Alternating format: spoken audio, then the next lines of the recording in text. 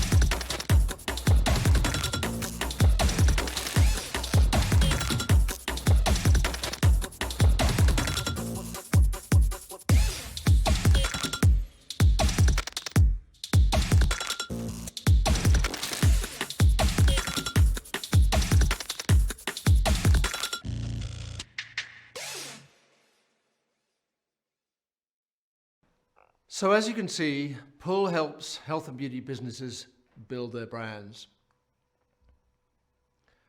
So we've got two elements to today's event. First of all, we're going to have Claire and Virginia from Pull to present the future of beauty research. And the second element will be a panel discussion. So I'm delighted to say that for our panel discussion, we have representatives from Henkel, from WWF, and from Positive Luxury. So I'm delighted to welcome Carolina Cordero, International Marketing Manager for Nature Box, which is a Henkel brand, Daniel Murray, who's Senior Partnership Development Manager at WWF, and Diana Verde Nieto, who's the co-founder and CEO of the organization Positive Luxury. So just before we start, I just wanted to make a quick comment about our research. I seem to have read quite a few reports recently which appear to have been designed to set out to prove that young people in particular will only buy from brands with either a very strong social purpose or very clear sustainability credentials. And I think while that kind of research might make good headlines, it doesn't necessarily make great research. So at Pull, for our research, we've gone to some lengths to try to truly get to the bottom of how do consumers really feel about and behave in respect to sustainability for health and beauty brands. So what we're bringing to you are the facts and not some kind of wishful thinking on the subject. The second comment I wanted to make was about brand, and this was really provoked by some research we've recently done for a health supplement business. And what we discovered was the important role that brand played as a trust mark for their consumers. And apparently, if you're taking a small white pill of unknown provenance, the thing that consumers will use to believe that the brand, the product has in it what it says it does, it is the brand. And it was our client's brand that they treated as that trust mark. And I think as we go forward in the future, the same thing will happen with sustainability. We know that consumers want to do the right thing about sustainability, and they need help to navigate through the minefield that is sustainability. And I think that in the future, the best brands will provide that trust mark, and they'll be doing that by giving the consumer the reassurance that they've done everything humanly possible to make that brand as sustainable as possible. So I think we've got a very, very interesting subject, perhaps even a controversial one at times. And we're going to have a great panel discussion. So just as a kind of reminder, what I want to say is please either use the event chat bar at the right-hand side of your screen or drop us an email to events@thepullagency.com, and we'll try to cover as many questions as we can in the second segment today. So what I'd like to do is at this point introduce Claire and Virginia, who are going to take you through our findings. Thank you, Chris. Welcome to the latest in our Future of Beauty event series, Sustainability, Do Your Consumers Really Care? We are super excited today to share our research findings. Sustainability is, of course, an extremely wide and complicated topic. It affects really every area of businesses today: supply chain, packaging, NPD development, sourcing, even down to your suppliers and partners and the employees you hire today. It really is a mammoth undertaking to cover it all, and it is fair to say that the Pull Agency is not a sustainability agency, nor are we claiming to be sustainability experts, but what we are is extremely passionate about all things health and beauty. And actually, we really pride ourselves on knowing the category landscape and especially consumers' opinions. We undertake regular research, not just for our clients, but because we really understand the value of understanding consumers' opinions. We know that these insights, these consumer truths, are really what shapes brands today. And our research into sustainability was focused on what consumers really think. So when we think about sustainability, it's really become the buzzword in beauty in recent years. And actually the pandemic has really accelerated things in the last 12 months. People are becoming much more focused on their health and their well-being. Understanding this key shift in attitudes is really vital for health and beauty brands today. It's really a natural topic to focus on in 2021. So we were really excited to do some research late in 2020, surveying over 2,000 UK consumers. Our data is representative of the UK with a bias towards female, obviously representing this category. And it was all about getting underneath the skin of what really matters to consumers today, examining whether sustainability really influences their purchasing decisions, and of course, what it may mean for brands wanting and considering to go green in 2021. Sustainability, the buzzword in beauty. At the end of 2020, we saw that the search volume for the term sustainability had increased by 49% from the previous year. Now, whilst we believe that brands should always be ethical and sustainable, it's not always so black and white. The demand for eco-friendly beauty products has absolutely increased, and it shows there's a greater shift to the conscious consumer, but that does actually lead to its own pitfalls. What we're seeing is that more brands are using more of a greenwashing approach than green marketing. So let's take a look and see how our participants view sustainability in beauty. So, what does sustainability mean? Oxford English Dictionary defines it as: the property of being environmentally sustainable is the degree to which a process or enterprise is able to be maintained or continued while avoiding the long-term depletion of natural resources. In a nutshell, renewing and conserving the resources we use. So what does sustainability mean to consumers? Only 4 in 10 of our participants thought that sustainability meant renewing, regenerating, and conserving the resources we use. 8% thought it only meant recycling. And 33% of Gen Z said it was something to do with being environmentally friendly or no harm to the environment. Now, what's interesting to me, and doesn't come to much surprise, is that Gen Z opted for a choice that included the term environmentally friendly. Consumers are placing less emphasis on the products and greater scrutiny to packaging and the manufacturing process behind them. Brands have now started using terms like eco-friendly packaging, environmentally friendly source, no waste, zero waste. So it's no wonder that Gen Z think that sustainability is something to do with being environmentally friendly. In fact, we found that the term eco-friendly has more than doubled in search volume from January 2019. It's now reaching close to 90,000 searches per month on Google as of the end of 2020. So when it came down to what is the number one sustainability challenge, we found that 60% of all consumers identified plastic waste and the ability to recycle that waste as the number one challenge. Interestingly, 21% of Gen Z said that animal testing was the biggest challenge, 11% higher than the opinions of other generations. Now, what's interesting about this is that actually animal testing has been banned in the UK and Europe since 2013. I think the reason why Gen Z feel it's a bigger challenge than it is because, again, it's a marketing trend. And brands are now communicating through their packaging and social media by saying not tested on animals or cruelty-free. So you can understand why they might think it's a bigger challenge.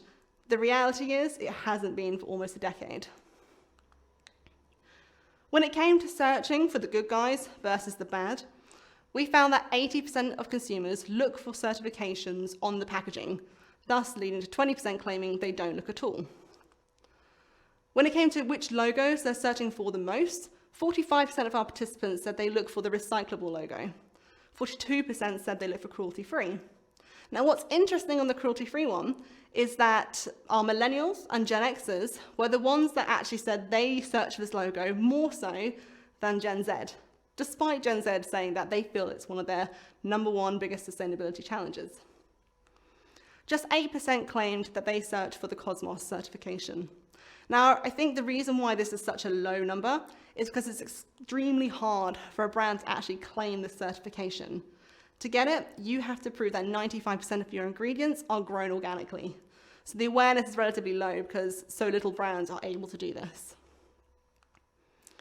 Now, what was really interesting to us and a bit of revelation was this stat here. 72% of consumers believe that individuals are most responsible for caring for our planet. Only 16% of consumers believe that companies are more responsible for caring for our planet, and just 13% felt that the government could be doing more. Now, this is really noble that consumers think they can make a difference by shopping better, choosing more ethical and sustainable brands, maybe looking at products in more detail. And actually, there are 7.59 billion people in the world. So if everybody thought that way, we could make a big impact by the individual. However, the reality is that of the 100 largest entities in the world, 71 of those are companies and the rest are governments. So therefore, they're really the ones that are going to make a change through the regulations that they set.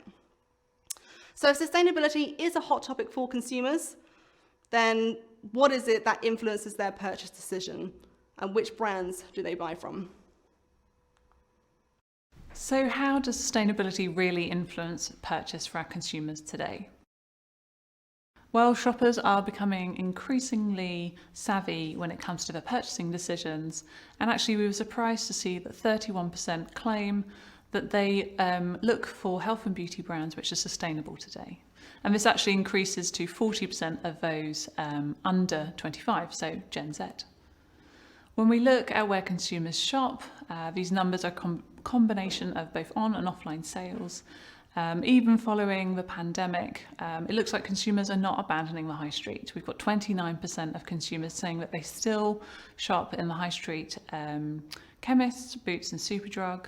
We've got another 21% saying they prefer to shop health and beauty with pure play retailers like Feel Unique and Cult Beauty. 14% saying that they're doing the health and beauty shop in supermarkets, 10% with specialist beauty retailers like Holland & Barrett and The Body Shop, and we've got 8% saying that they prefer to shop for health and beauty in department stores. When it comes to discovering new products, it's no surprise that younger generations are using things like social media and influencers, where the older consumers are using more traditional media formats, magazines, TV, personal recommendations. Interestingly enough, 51% say their biggest influence in terms of discovery is friends and family. And this increases with that group of millennials and also Gen X generations. 27% say they discover new health and beauty products through influencers, and this actually increases to 46% of Gen Z. 44% say Instagram is their key source of discovery. Again, rises with Gen Z to 60% this time. And also of note is TikTok, one of the new kids on the block. Is a really useful platform for discovery. Overall, just 16% say that they discover new products through this platform, but it's quite interesting to see with Gen Z that actually gets to 42%. It really demonstrates how crucial a platform it is and very up and coming, especially engaging this younger audience. When we look at other elements which may influence purchasing decisions, we do need to think about product features. And when we ask consumers, the number one product feature, so you had 57% there saying affordability was their number one factor. It's no surprise really in today's world that money plays such a huge role. But the number two at 47% was cruelty-free. And just linking back to what Virginia was saying about the regulations around animal testing, cruelty to animals, it's quite surprising that it was the second biggest factor there. And then the joint kind of third factor there was natural ingredients and proven results, 42% saying that was the most important product feature to influence decision making. We then had a third of consumers really influenced by recycling claims, so things like minimal or zero packaging, 100% recycled materials, 100% recyclable packaging. Another third said that they were influenced around environmental claims, so things like ethically sourced, sustainable products, sustainable packaging, environmentally responsible claims. When we look at the other end of the spectrum, you've got a few surprises. So vegan formulas was only 12% there, and especially given the recent trends in this area, we expected that to be a little bit higher. And then also at 10% was organic, and this is obviously the Cosmos mark. Again, linking back to what Virginia was saying, knowing how difficult it is to get this mark and maybe consumers don't see it so readily, could explain why this was quite far down the list in terms of important features. Of course, it's not just product features that influence purchasing decision. It's also about the world around us. So what consumers see day to day, in the news, on the internet, who they speak to. And we can see here that the biggest factor to consumers was actually brands they already know and trust when it comes to buying a new sustainable health and beauty brand. The next factor, 22%, was being influenced by friends and family. 16% claim that professionals, so people like dermatologists, therapists, skincare assistants in department stores, all became a factor encouraging consumers to think about going green. Again, if we look at the other end of the scale, there were some surprises. You have broadcasters like Sir David Attenborough, quite near the bottom there. Also campaigners like Greta Thunberg, organisations like Greenpeace and celebrities also had a very, very small level of influence when it comes to choosing sustainable health and beauty brands. So between all of these accreditations, certifications, brand claims, it's clear that sustainability can be a complete nightmare for consumers. And actually here on the screen we have a quote from one of our participants. Brands are beginning to see the importance of being more sustainable and environmentally friendly.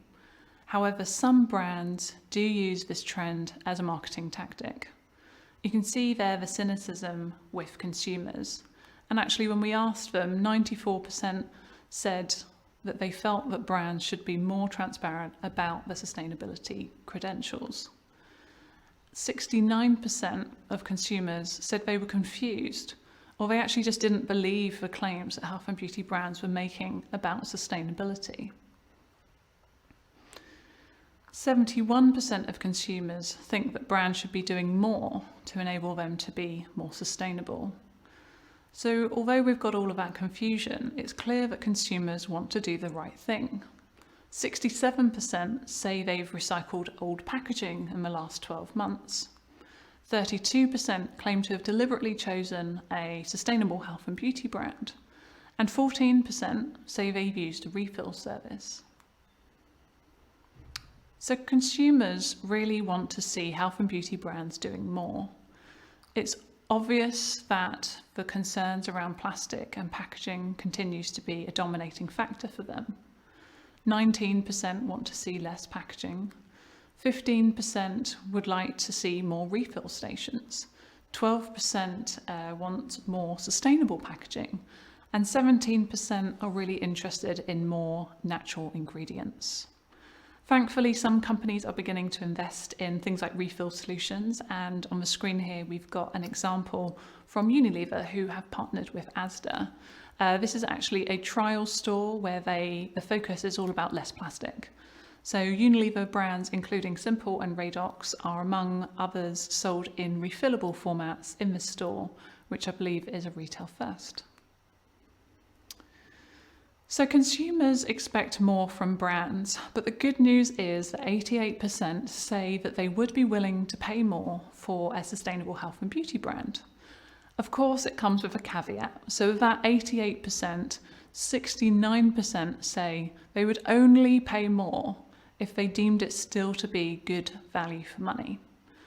And obviously we saw in that first slide around the value element being one of the most important factors of influence. So this is no surprise. So next we're going to look at how and which brands are starting to make a bit of a difference in this area. So which brands are making a difference? Sustainability agendas have been a mainstay of cosmetic business strategies for years. Brands like L'Oreal and Unilever are committed to the New Plastics Economy global commitment to tackle plastic waste. Also, brands such as P&G and Henkel have become founding members of the Alliance to End Plastic Waste. So let's take a look at some examples of brands who are making a positive impact in their sustainability. First up, we have TerraCycle and its circular shopping platform, Loop. TerraCycle are the leading recycling innovator and are a great example of a brand using the circular economy. The circular economy is when we try to use a resource for as long as possible, and that's particularly important for health and beauty. We asked our consumers, have they heard of the circular economy, and just 13% said they had. This increased to 17% amongst those who are the millennials. Loop was created by TerraCycle to combat single-use waste, and is the first closed-loop retail shopping model. P&G and Tesco's have also teamed up with Loop to help with their sustainability plans. Next up, we have Ren Clean Skincare.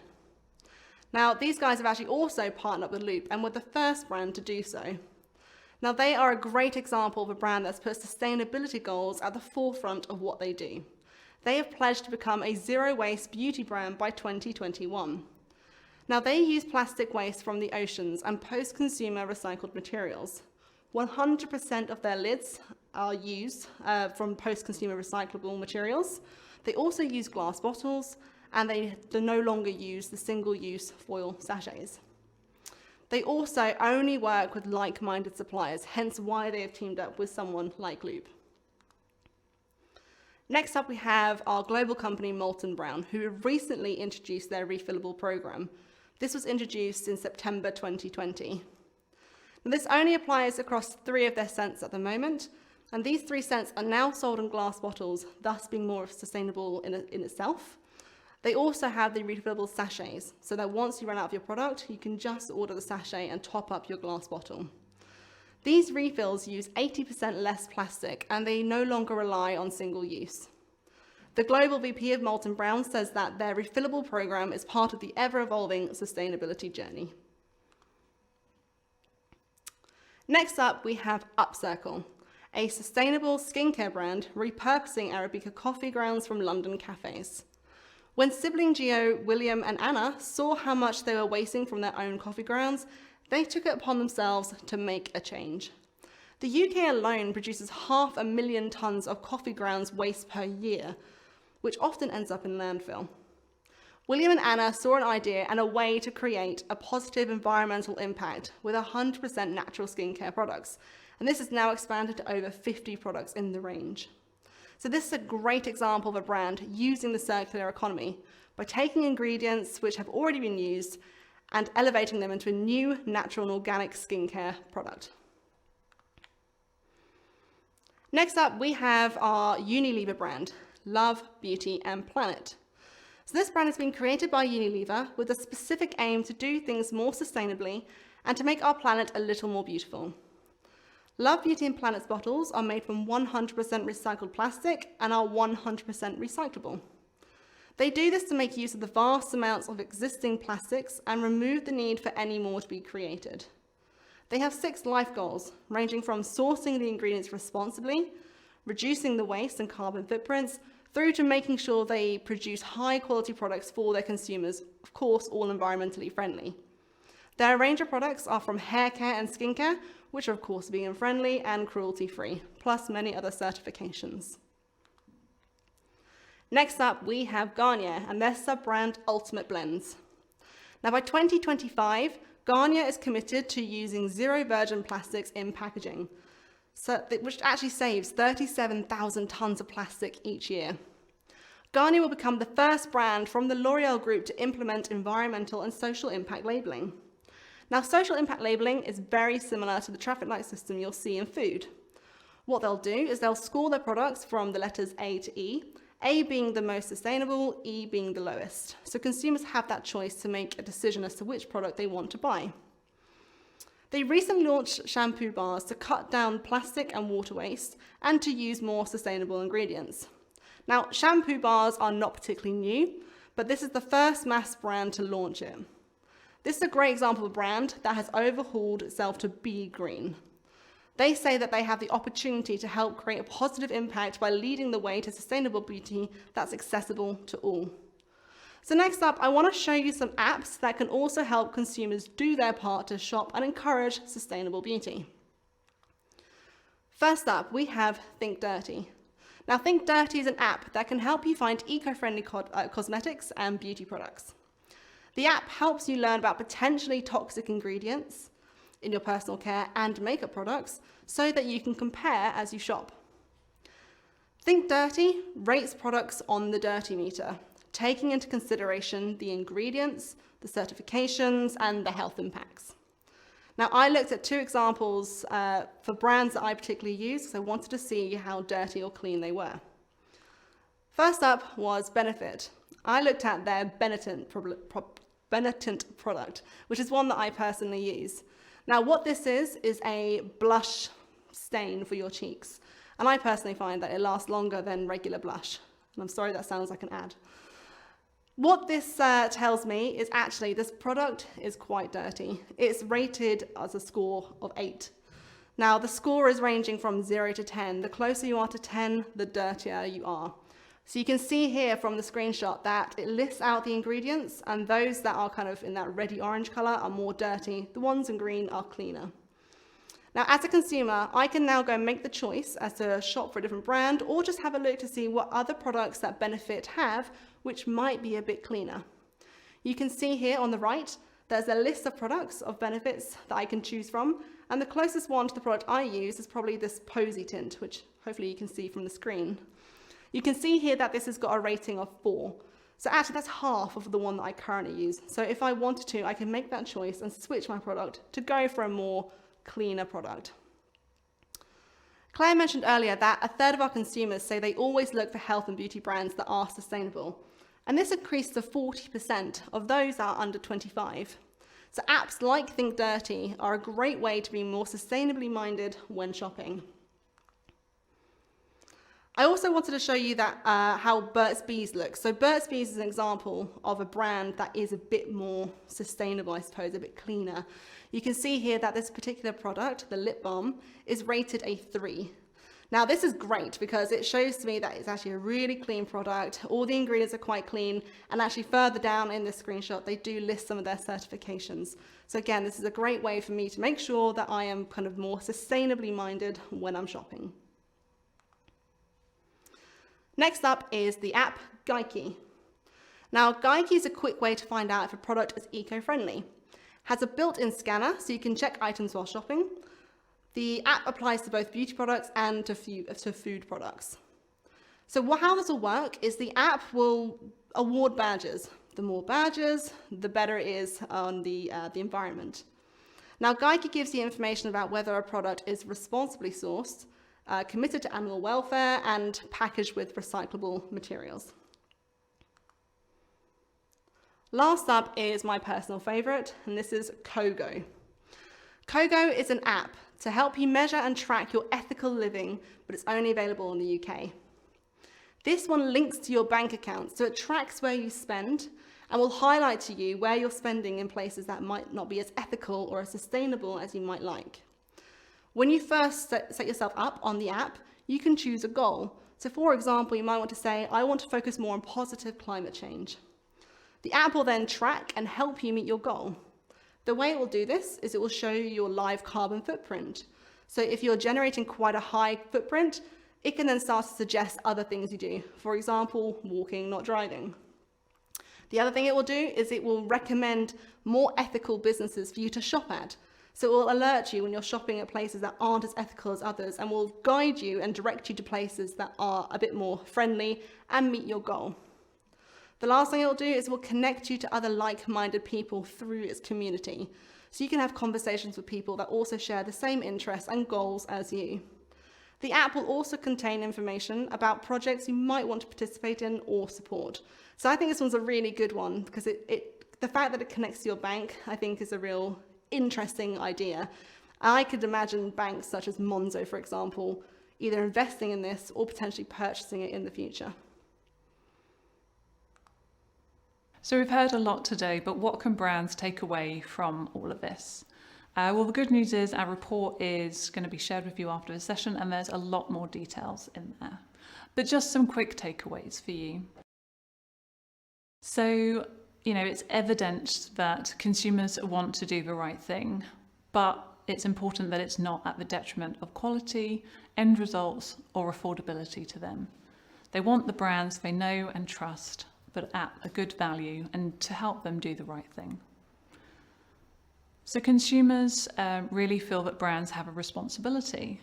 They want you to be more transparent about the green credentials of a brand and also enabling them to be more sustainable and make more sustainable choices. But what is also key is that sustainability is no longer a differentiator for brands. It's no longer something that a brand can hang their hat on, and it has become a hygiene factor.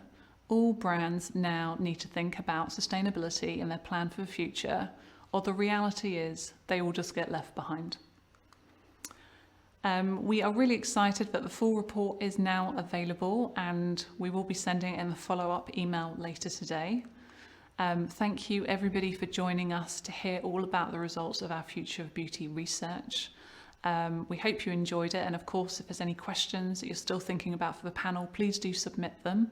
And it gives me great pleasure now to hand over to Hannah, who's our Head of Growth and also the host of our fantastic expert panel today.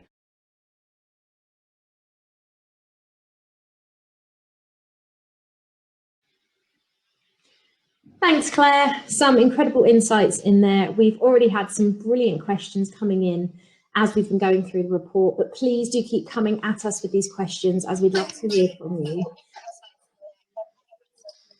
On that note, let's get started. Firstly, I'd like to welcome all of our expert panel this afternoon. Thank you so much for joining us, guys. We have some wonderful guests, so let me introduce you all. We've got the lovely Diana with us today. So Diana is the co-founder and CEO of Positive Luxury, the company behind the Butterfly Mark, a unique interactive trust mark awarded to luxury lifestyle brands in recognition of their commitment to having a positive impact on people and our planet. Diana is an expert in sustainability and holds a degree in global leadership and public policy from Harvard, along with being a globally recognized figure in the sustainability field, honored by the World Economic Forum. So welcome, Diana. Moving on then to Dan. So Dan is a Senior Partnership Development Manager at WWF. WWF work, as I'm sure we all know, to help local communities conserve the natural resources they depend upon. transform markets and policies towards sustainability, and protect and restore species and their habitats. Dan's been at WWF now for over 2 years, and during that time has worked across some of WWF's global transformational partnerships. Over the last year, his main focus has been mainly in the technology sector and how companies within this can influence change on a mass scale to achieve a lasting positive impact for our planet. So thank you again for joining us, Dan. And last but by no means least, we have Carolina. So Carolina is the International Marketing Manager at NatureBox. NatureBox is living and breathing sustainability as a hair care brand and a part of the FMCG giant Henkel in Germany, supporting local and environmental projects to celebrate and focus on natural ingredients, vegan-only formulas, all while cooperating with plastic banks to minimise packaging waste. Carolina has a blend of agency and client-side experience working across several industries for over the last decade, with the likes of Unilever and Freeview. Carolina's leading the way with NatureBox on its mission to being all things natural. So thank you so much for all being here today, guys. Okay, so let's jump straight in with a few questions then. Dan, I'm actually going to start with you, if that's okay for this one. So what did you think of our findings today? Was there anything you found particularly interesting or even surprising? Yes, definitely. I think a lot of the impacts that I thought were really interesting was the belief in individuals that they have the power to make change and that kind of collective action. And I think that's something hugely powerful, and I think that's something that brands can definitely galvanize. But I think counter to that, consumers are a lot more aware and doing a lot more research as we've seen. So the business case is there, but the question becomes, how do we cut through some of that jargon and do so in a way that's credited and proving true sustainability? And even the fact that cruelty-free was such a big surprise that came up so highly, and it shows a kind of a false association with the sector, but a need to kind of lift the lid a little bit on how these things are done, and really benefit for brands going green and going sustainable. Amazing, thank you. And Diana, I'd love to hear what your views were. I think the report is super inspirational, and I mean, the beauty industry is going through a huge transformation at the moment, mainly for transparency of raw materials and real invested in innovation from a packaging perspective all the way throughout commerce. So yeah, for what I said, I've learned a lot, and I think that I think post-COVID, we will be able to see perhaps a transformation and acceleration on innovation that we have not seen pre-COVID. I think COVID, what has done is have accelerated innovation for about 5 years in many areas, from a digital perspective, from a commerce perspective, from a business model perspective, and definitely from a sustainability standpoint. So, yeah. Amazing, thank you. And Carolina? Yeah, so as a marketeer, for me, what was hugely insightful was what do consumers want to see and care about in terms of on product and the packaging solutions. So I think this is a statistic, I think it was about 60% of consumers are equally as interested in the packaging as well as the formula, the product side of things. For us, that's a huge advantage to be able to know what levers of the 6 Ps that we can pull to better bring consumers in, but also not to forget at the end of the day, consumer buys a product because they want either a piece of luxury or care, or during COVID, more self-care. So I think this really gives us some insights as to where to focus on in order to ensure we have that engagement for consumers ultimately on the sustainability side. Amazing, thank you guys. So I think then actually, Diana, I'd be really keen to understand your views on this a bit more. Why is sustainability so important within the health and beauty as a category? Impact and dependencies of supply chains are becoming probably at a tipping point for the beauty industry.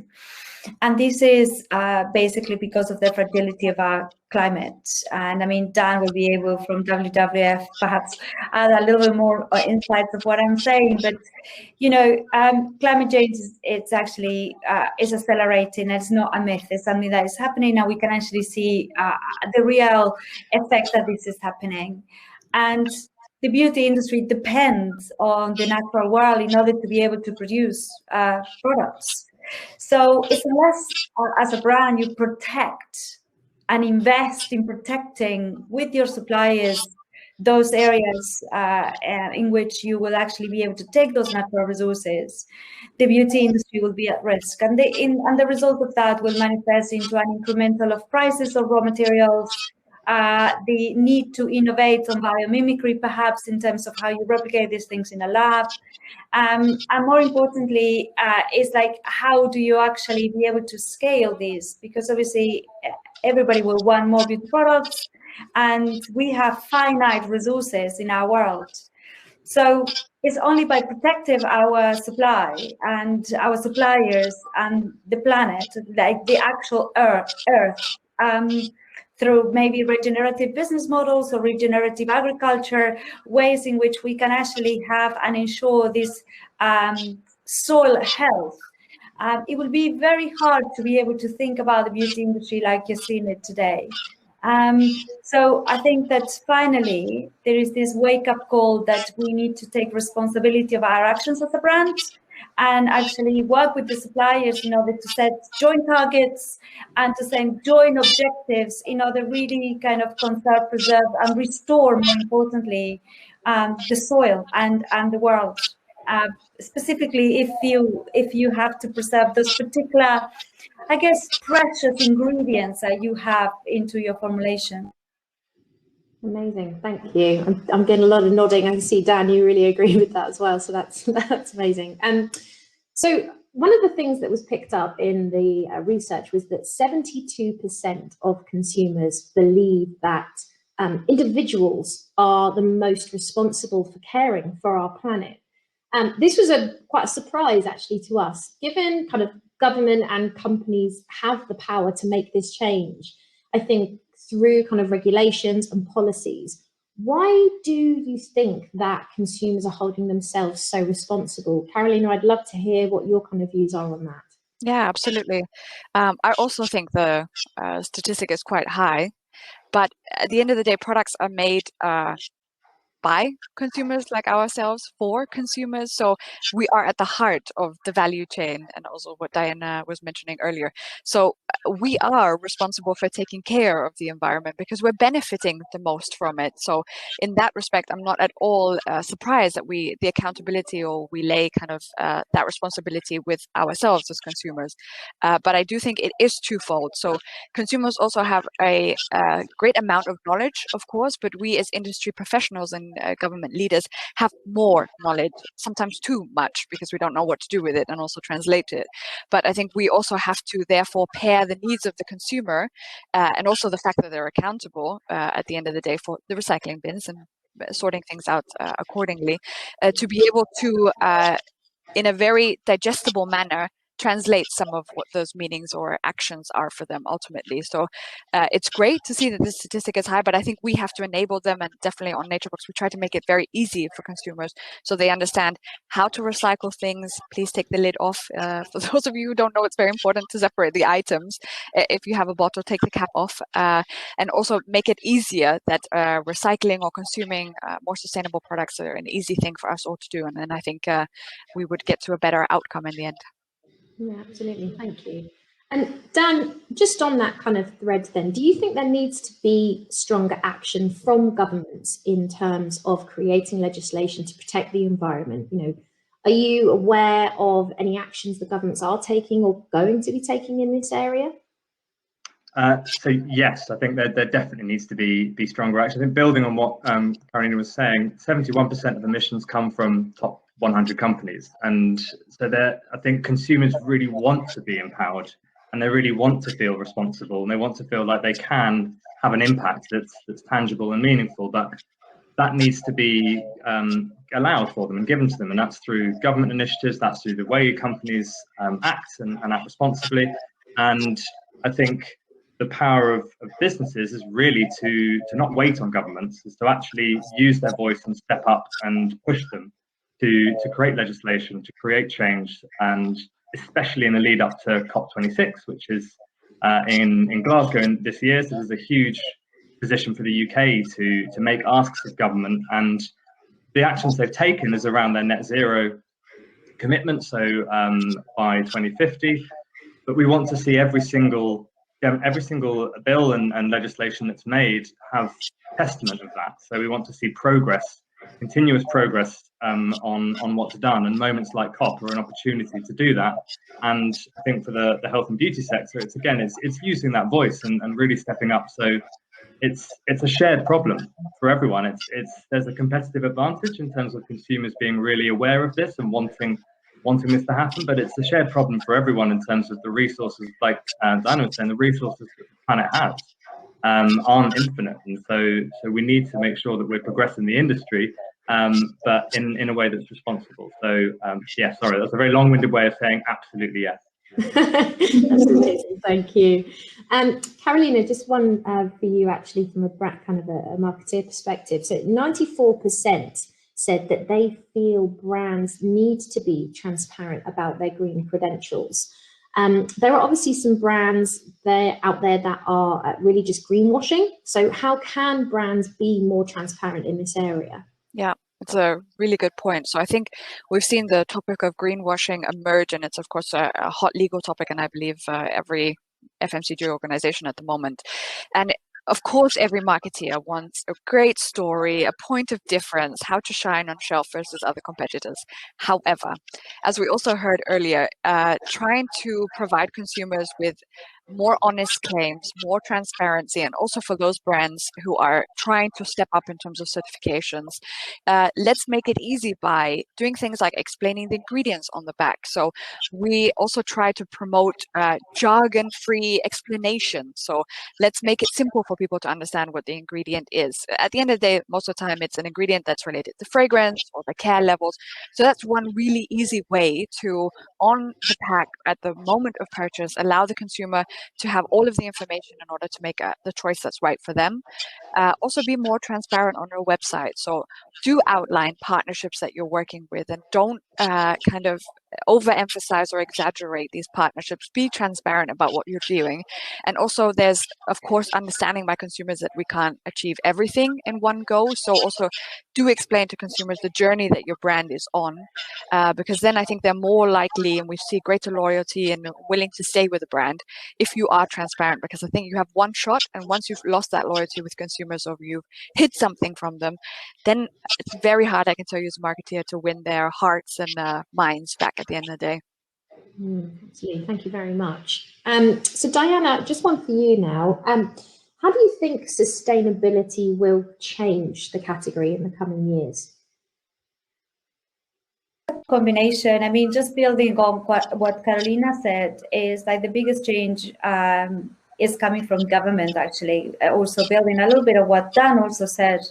I mean, there is legislation coming into play in Europe and very soon in the UK around claims. So brands will not be able to exaggerate, what are the things that they have or they don't have, and you will be able to claim what you are, but you can't over exaggerate those things. So, even on formulation, on packaging, on many things, I think government is putting a stop into this, spin onto what you have or what you don't have. I think the second point in the category is that people are becoming a lot more aware of the beauty industry and what are the effects that has from many areas. One is the self-esteem and the advertising side of things, in terms of showing real models with real skin, not filters and filters and filters, with ideas that are absolutely unmeetable.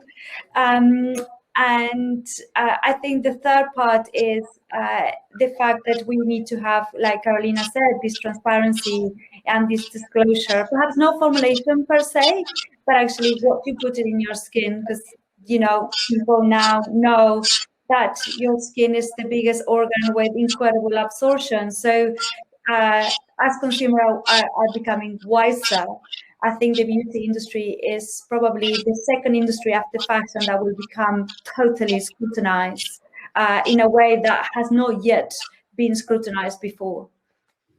Well, yeah, absolutely. Thank you. I think, Carolina, I'm really keen to get your thoughts here. It's obvious that consumers are confused by the volume of sustainability certifications out there, okay? And we've spoke a lot about what we think the government should be doing, but I think, do you think that the industry itself can ever come together and collaborate on some form of sustainable benchmark to kind of create an all-inclusive, you know, sustainability score or marking or something? Absolutely. And I experience a difficulty also when I'm looking across markets. Somebody based in Germany, certificates look different also from the UK to Germany to Spain or wherever you might move around. So this also, in terms of consistency, is something that we can work on for sure. But I think there are other initiatives that are developing in terms of a rating. So yes, you have certificates just like Cosmos Natural or Cosmos Organic, but there will be a very simple A to E, for example, coding that is now being leveraged by more and more companies. And it's similar to how you might rate your energy levels at home or you might see on your bill. So I think what is great is that if we can leverage more heuristics, so what people already know from parts of their lives, into the beauty industry, so to be able to better assess on face value, because a lot of consumers also don't know, as we heard earlier, how rigid the standards are for some of these certificates and some of the audits required. And of course, it's much more transparent and easy if we can give them a simple scoring system. So we will see more and more as the years go on. Amazing. Diana? To add, the butterfly mark, although we do beauty, but also fashion and so on, is a crossover across the entire luxury lifestyle that we developed with BSI, British Standards Institute, and it's actually totally benchmark against standards. So when you're part of the luxury and you have the butterfly mark, it's very easy to know your score and benchmark yourself, because the anchor of that is things that you know already. So ISOs and so on and so forth, all in one place. So, I mean, we are working really hard to actually become the standard for luxury lifestyle. That is amazing. Thank you.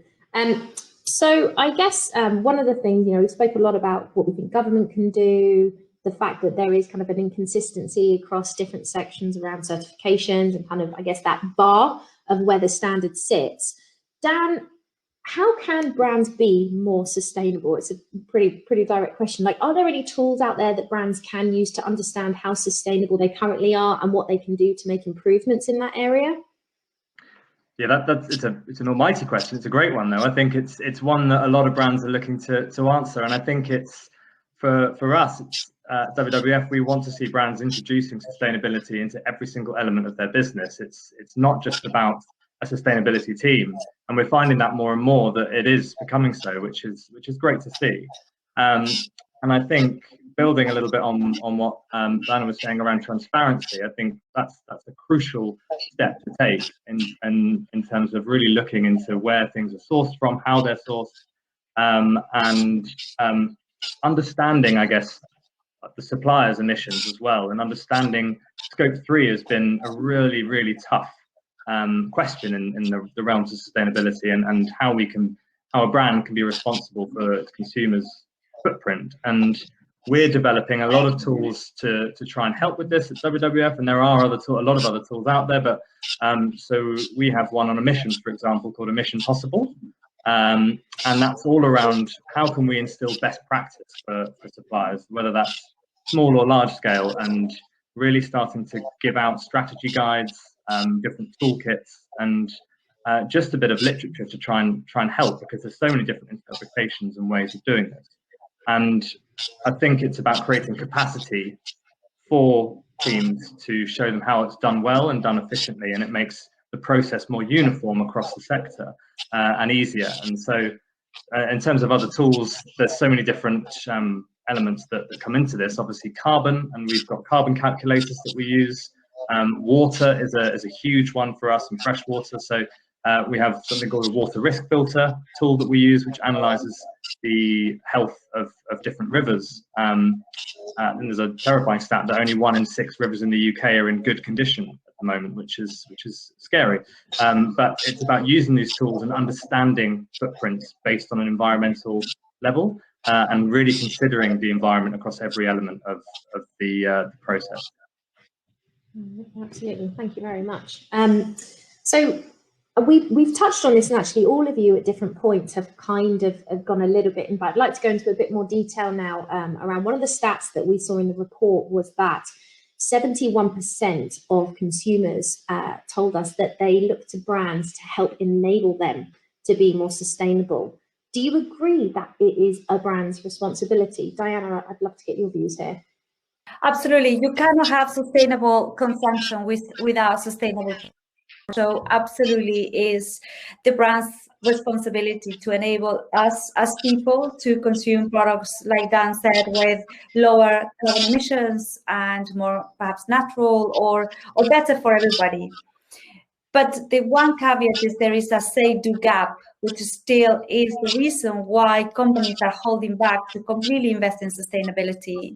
And one of the things is what people say they do or what they actually do. So we can see this in fast fashion. I mean, not beauty specifically, but in fashion, of course, if this was completely true, fast fashion still will be growing at the rate that is actually growing. So I think although companies do have a responsibility to produce responsibly, it's not because of the consumer. I think the consumer is all news, is the all black. The new black is the investment community. Money talks.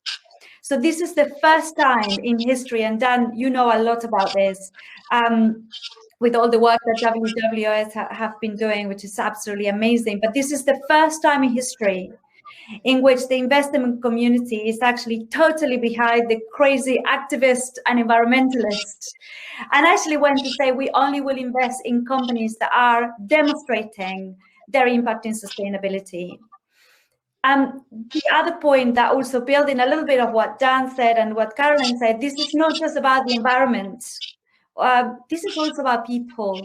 So diversity and inclusion is part of that sustainability agenda. The way that you work with your suppliers is part of the sustainability agenda. The work that you do all the way across your value chain, including the leadership of the business, is part of that sustainability agenda. So forget about us as a consumer. Think about that. If you don't invest in this agenda, you will not have a business. And we have been saying this for a hell of a long time. I've been working in this field for 23 years now. But this is the first time that the investment community is backing those words up.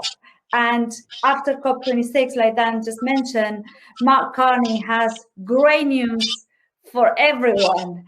So I think that we are in a road that we have never been before from our predecessors like John Elkington or Jonathan Porritt, fathers or grandfathers of sustainability. I think this is the first time in history that we have the tools, the knowledge, the will, the government, the legislation, and the brains that we can really change the world for good. Thank you very much. Carolina, one for you, I'd love to get your views here a little bit more. 47% say that cruelty-free is the second most important factor when buying a health and beauty product.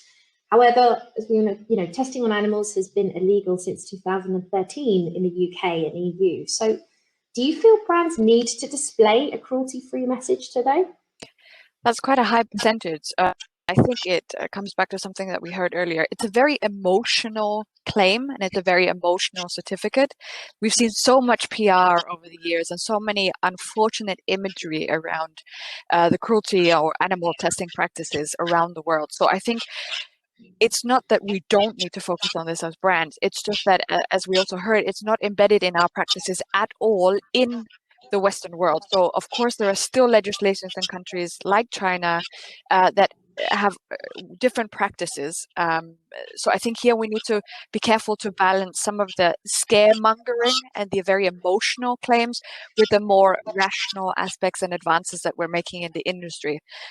So that's why on a brand like NatureBox, of course, we have cruelty-free claims, but it's not at the heart because it's not, as Diana mentioned earlier, let's stop stating the obvious. Let's raise awareness of what we are doing and what we're not doing, because it's not a practice that we're having at the moment in Western Europe. So I think we just need to be careful about what we're talking about and what we are wanting to try to land. Yeah, absolutely. Thank you very much. So we've seen a massive increase in the use of search terms around sustainability over the last year or so. Not really surprising, obviously, with the current environments that we're living in. But what do you think is actually driving this movement in this area? Diana, what are your thoughts? I think it's many things. I think it's the media for the first time is actually participating in the conversation. I mean, for the first, I guess, 20 years of my career, it was like banging my head against a wall. Nobody wanted to know about sustainability. But in the last 3 years, the media is preparing to engage into the conversation and actually discuss and have an opinion. So this is great. The second, as I said, that there is many different stakeholders at play, also interested in and participating into the conversation. And I think that pre-COVID, the answer probably would have been different than the one I'm giving you now. But I think that in the last year, most people in this world has gone a bit mad and gone out and had a walk in the park or enjoy nature. So I think our connectivity to the outside world and nature specifically is what has kept us sane. And I guess we are placing a different value on our role in the planet, how nature plays a role in our lives, and most importantly is like it's a question of like perhaps the trajectory that we were going is not a trajectory that we want to keep going. So I think there has been a shift, a mild shift into what are desires and aspirations and what do we want the world to be. So I mean, COVID has been an absolutely devastation in terms of lives and financial impact and the rest. But I guess the green shoots and the silver lining is the fact that it has making us a little bit more aware of what actually is important. So I don't know, I love to hear the answer from Dan and from Carolina, because you see it in slightly different place from where I see. Yeah, absolutely. Dan?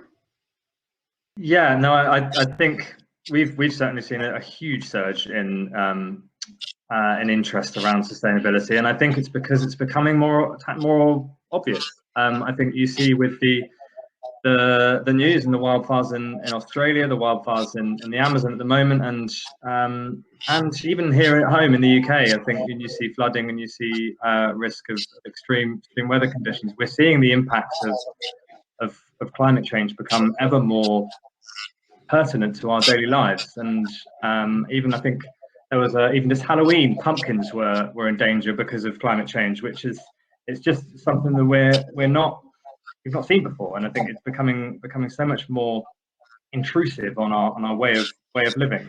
I think plastics probably kicked it off, and it was kind of the gateway into sustainability because it was a really evocative image of plastics in the ocean, effect on ocean life.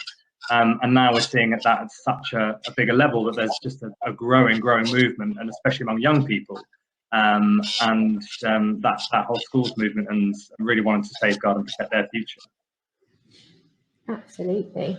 While we're on the subject of plastic, Dan, actually, it'd be great to get your views, and I know, Caroline, it'd be good to see what you think on this as well. So we saw from the research that plastic waste is considered the #1 challenge facing the beauty industry today. What do you guys think? Do you agree? I didn't get that. Oh, sorry, Siri's talking to himself today. I thought it was going to be a new answer. That'd be great. No, I think plastics is the most tangible and visible. So I'm not surprised necessarily that it's the #1 problem that people talk about, because it's been in the news for a long time. I think there's been we've done a big campaign with Sky all around ocean plastic and the effects that it's having, and it is so visual and it's so tangible, because you can tell you're using a plastic bottle and then you're throwing it away, and you can then see that effect of that in the environment. So it's a lot more obvious, rather than, whereas I think for the beauty industry, potentially it's more around fresh water and the impact of some ingredients, and we don't know necessarily sometimes the cocktail effects of ingredients that are used in a whole host of different products. And I like Carolina was saying before, it's around what's on the back of that label, and I certainly don't understand, and for a long time was just happily using things and trusting brands and trusting what was written, and it was like another language to me. So I think it's the next step is going to be really to understand what ingredients go into the bottle, how they might be covered by different certifications. So we've already touched a little bit on what those certifications are, and there needs to be a little bit of jargon busting around that, so it's more obvious and clear to the consumer, and really not, so consumers aren't assuming that they're safe necessarily anymore, or that they're not going to degrade the environment. So the importance on that, I think, and so yes, plastics I think is important, but I wouldn't agree it's the number one. I'd say fresh water is probably the hidden one we just don't know as much about.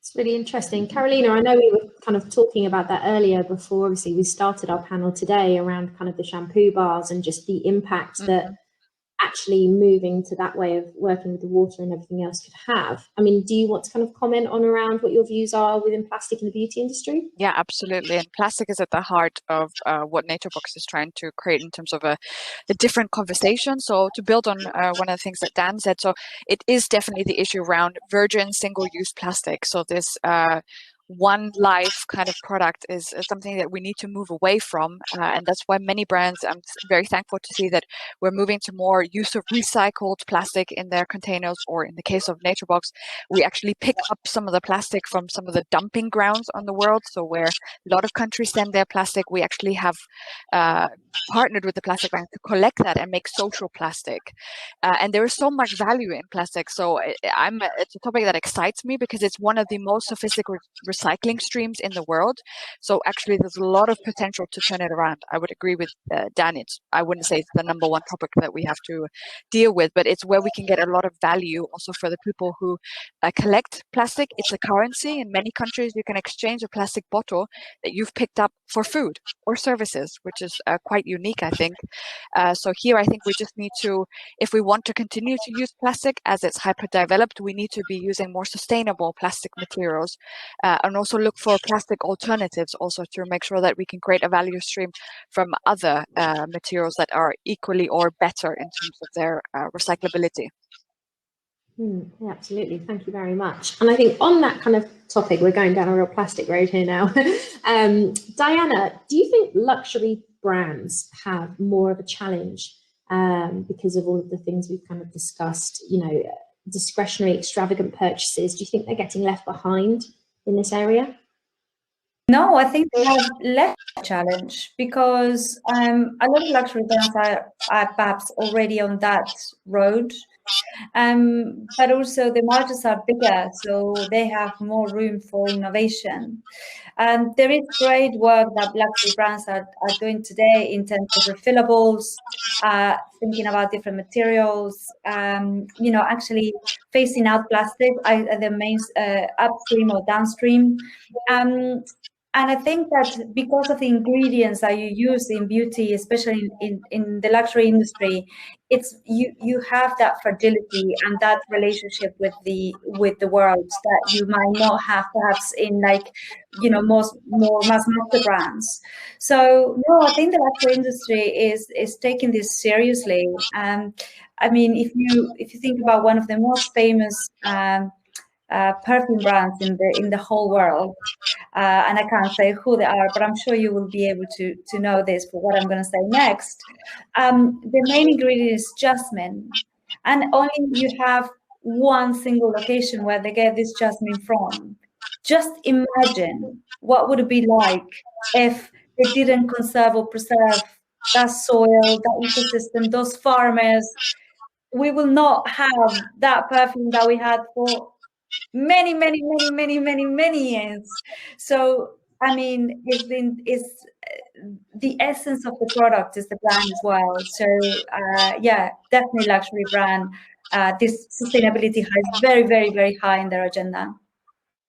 Amazing. Thank you very much. Carolina, 23% was the statistic that we saw in the report today. Are you surprised that brands were so much more influential to consumers around buying sustainable health and beauty products than people like the campaigners like Greta that mentioned, or broadcasters like David Attenborough, for example? Actually, I personally wasn't. I think that brands are having an active dialogue on a daily basis, if not minute by minute, on Instagram, however times you're kind of searching for information or contact with brands. So that's why we have such a big responsibility, because we are actually having a dialogue and also shaping thoughts, mindsets, and also purchase intent. And that's why I believe we need to have lots of different voices around this topic. So we do need the likes of Greta to kind of galvanize the generation alpha and to make us think more from the point of view of the next generations rising. And of course, we need legends like David Attenborough to shine a beautiful light on what's happening, sadly, in many parts of the world. But I think when it comes to who's influencing our purchases, of course, at the heart, it's those brand conversations or that touch point that we have with consumers actively. And we're seeing that more and more consumers are willing to engage in open dialogue with us. So yeah, I'm actually not surprised. There we go. Thank you very much. Dan. Yeah, I was just going to say I'd build on that and just say I completely agree that I wouldn't be very surprised at all, because I think, like Carolina's saying, they're part of our lives, and I think they're integrated with what's in front of us, rather than Greta and people like David Attenborough and ourselves, I suppose, at WWF. We're trying to disrupt and really make known these issues, and then it's for brands that people have a relationship with on a day-to-day basis to actually enact those. So you can kind of raise awareness of an issue. But yeah, so I just say I think it's a really interesting to have that stat, and I think it should be disseminated more, because not surprised at all.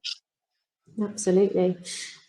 So final question from us today, and then we've got a few questions that have come in. So thank you for everyone that's been sending those in so far.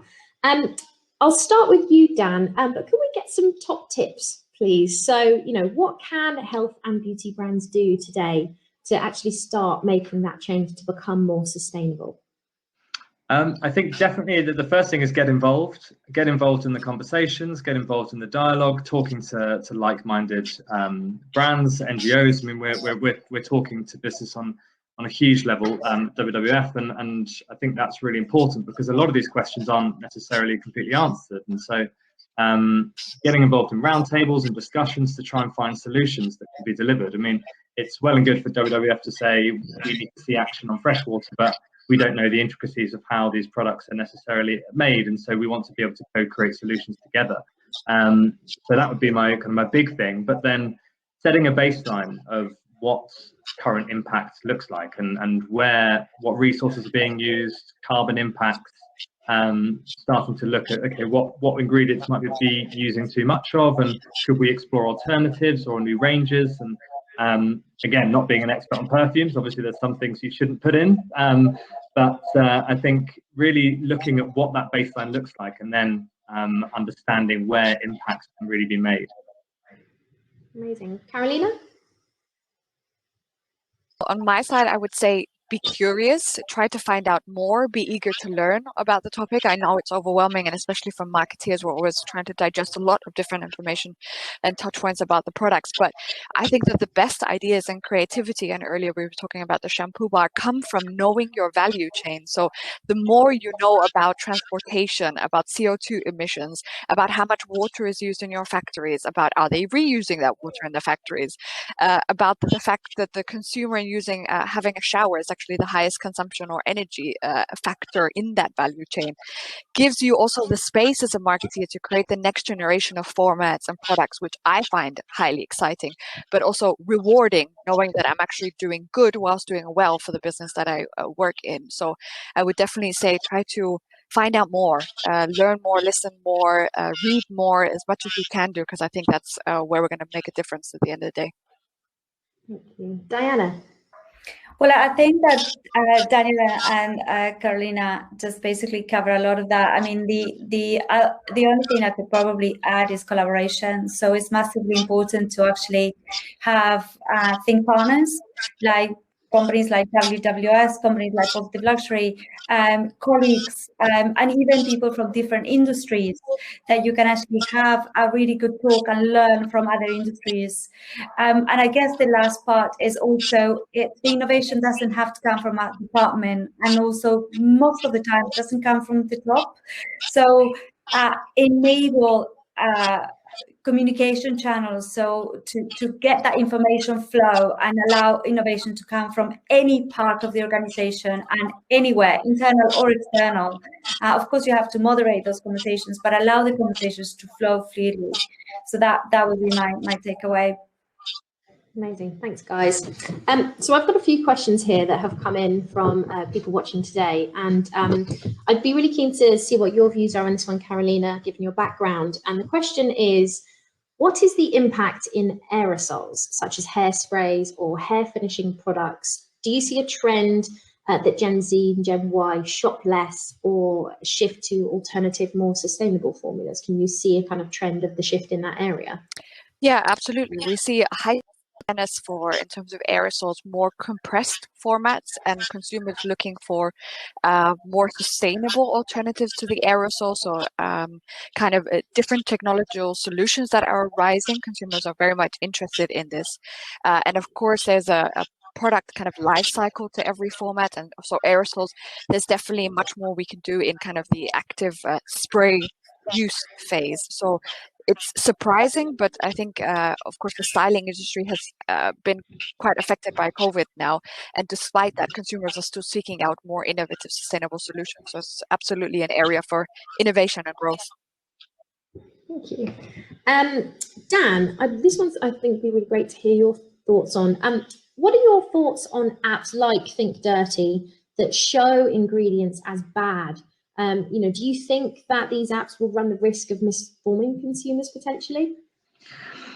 I mean, potentially. I think there's such complexities when we talk about ingredients, and there's lots of different apps and things out there. I think the intention behind what Think Dirty are trying to do is great, but I think there is a fine line to tread. And a little bit like with palm oil, there's been a big kind of victimized view on palm oil that it's a bad, dirty ingredient, where it's actually quite energy efficient and better than other alternatives. So if everyone suddenly switches, then it could have a negative effect. So actually saying palm oil free isn't necessarily the best way forward. It's about being sustainable. So I think it's these apps, we need to tread really carefully and about using ingredients responsibly and sustainably, not completely omitting ingredients for the sake of they've got a bad or dirty name.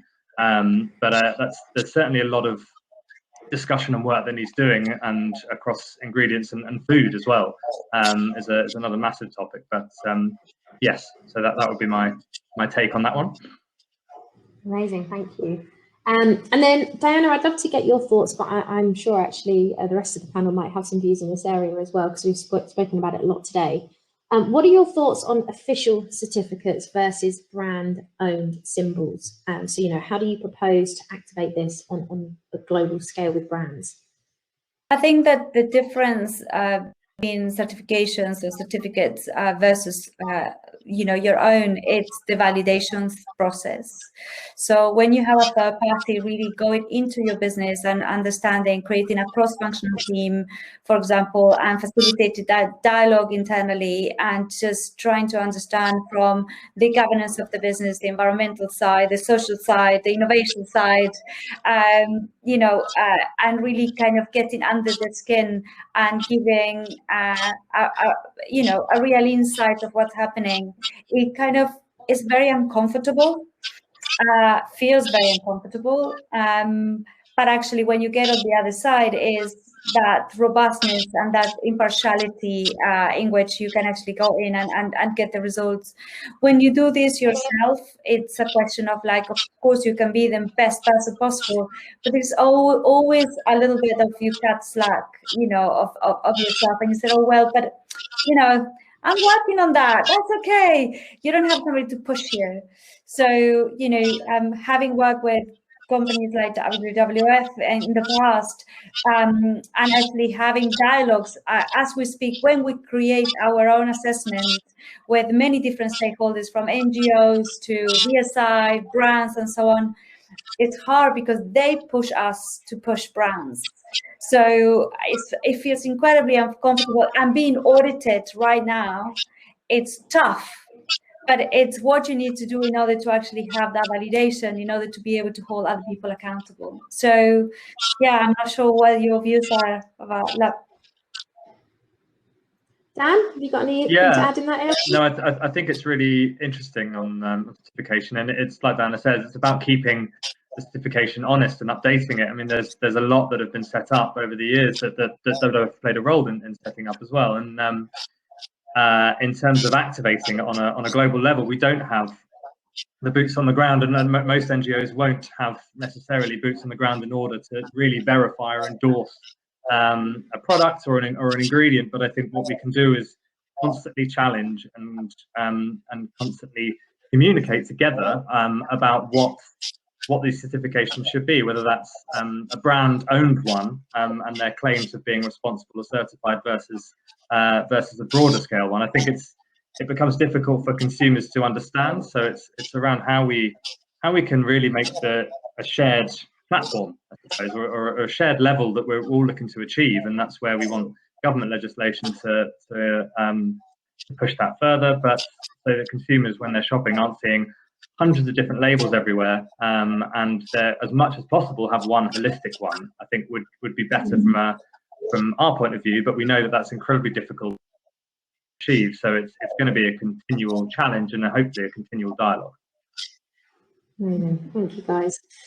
So I've got a couple more from the viewers today. So this one actually be really interesting, Caroline, to get your views here. So with affordability still being the #1 product feature that people are looking for, how can brands find a compromise in the area of sustainability? Is there a compromise?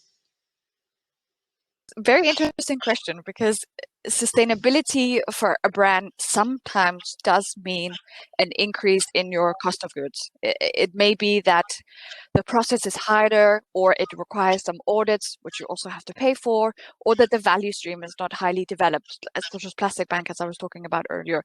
However, there are many ways to offset this by grouping together or by trying to get upgrading the value stream or getting other partners involved, I would say. But at the end of the day, if we are not willing to take a hit, and I say this from a very global company, on our cost of goods in order to do good, then I think you need to really look at yourself, because at the end of the day, it's all about your margin. Let's be honest here.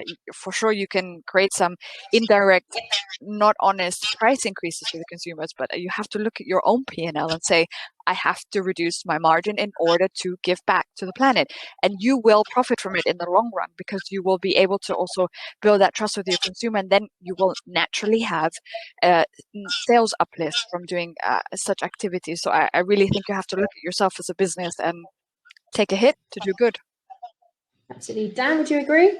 100%. I think it's a really interesting point. We want a lot of what we're trying to do is to make nature and being responsible with nature as profitable a business case as possible, but there are certain realities that come with that. So I think it is exactly like Caroline says, we really do need to sometimes take a hit on sustainability, because it's not always feasible, but as much as possible we want to make it pay, and find a way of transforming the system so it does so, and using different ingredients and more interesting ingredients, for example. But yes, I think that's not always going to be achievable.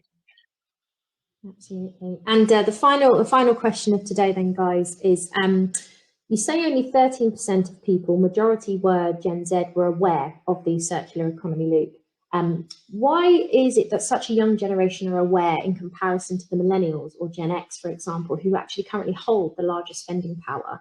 You know, how can brands support driving this awareness across all age groups? We'll go to Diana, if that's all right.